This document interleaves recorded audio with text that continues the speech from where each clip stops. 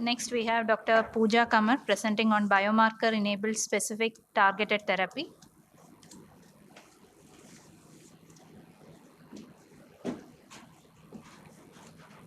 So very good afternoon to all. At the outset, none of the authors have any financial disclosures pertaining to this study.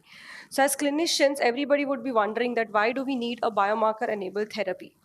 This is how normal and stress cells look like. In a normal healthy cells, the healthy cells would eat up the dead cells which are there in the body and throw them out of the body, making space for the new cells to grow.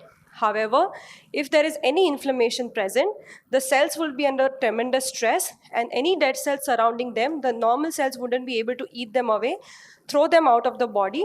In return, the inflammatory process will keep increasing, and then this is how the disease process starts. There are various secretory molecules which are always secreted in this normal and healthy cells for the normal nutrition to go away. However, under inflammatory cells, these biomarkers, which are the inflammatory cells, they're secreted into extremely higher quantity.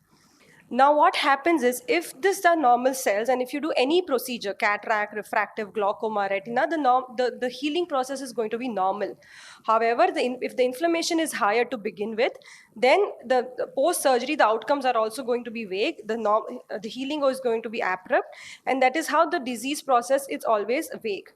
Now, what happens is, if you have done any procedure in this inflammatory status, post-surgery, in spite of giving any medications, these patients are going to have a lot more chances of itching, pain, burning sensation, redness, and even in your dry eye patients, if you have not treated them correctly, these patients are in spite of your medications, these patients are going to have a lot more complaints.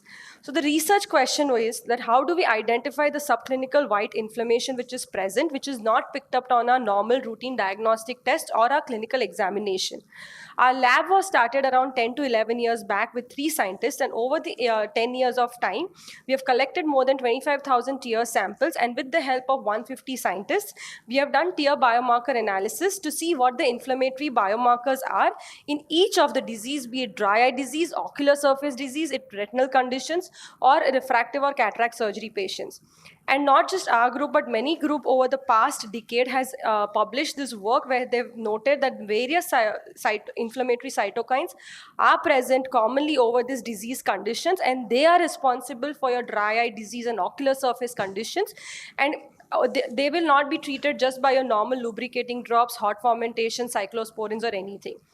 There is a validated present-day workflow how you can analyze these tears with flow cytometry. But the challenges faced are they are time-consuming, they are cumbersome because it needs to be sent to a lab. Of course, the cost is there for both the patient and the doctor, and you have to be a lab dependent. You need to have a good lab with a good setup and a good number of scientists to analyze the samples for you.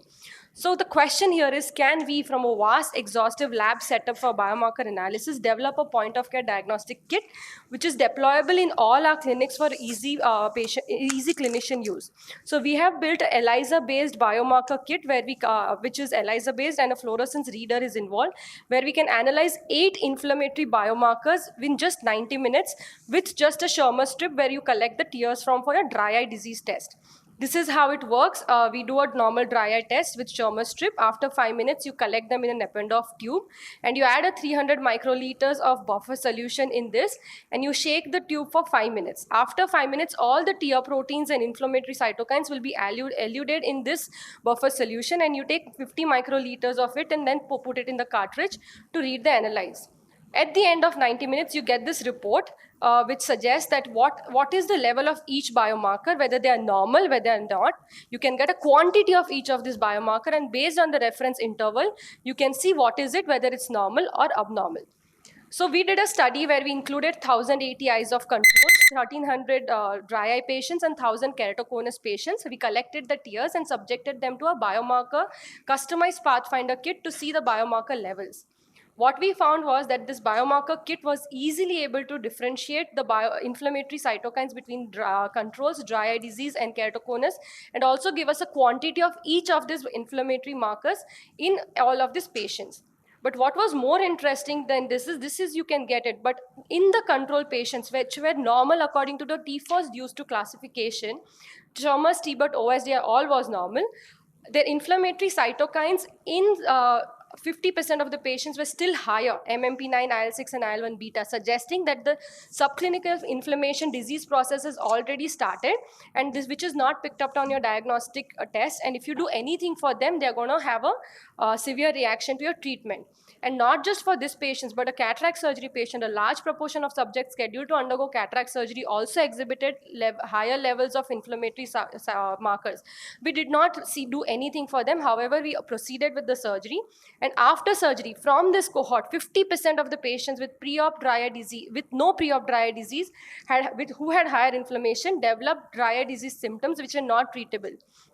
Using this data, we have built a artificial intelligence-based report software where it's easily able to identify or differentiate the controls from dry eye disease, and the AUC curve is 0.96 for these patients.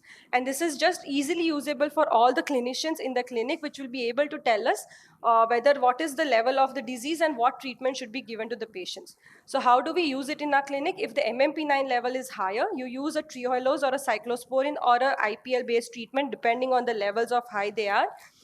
If the IL-17 is higher, they are known to have pain without stain, loose epithelium, and chronic inflammation, and it is well proven. So these are also the TNF-alpha factor. If it's higher, the patients can have higher post-op haze.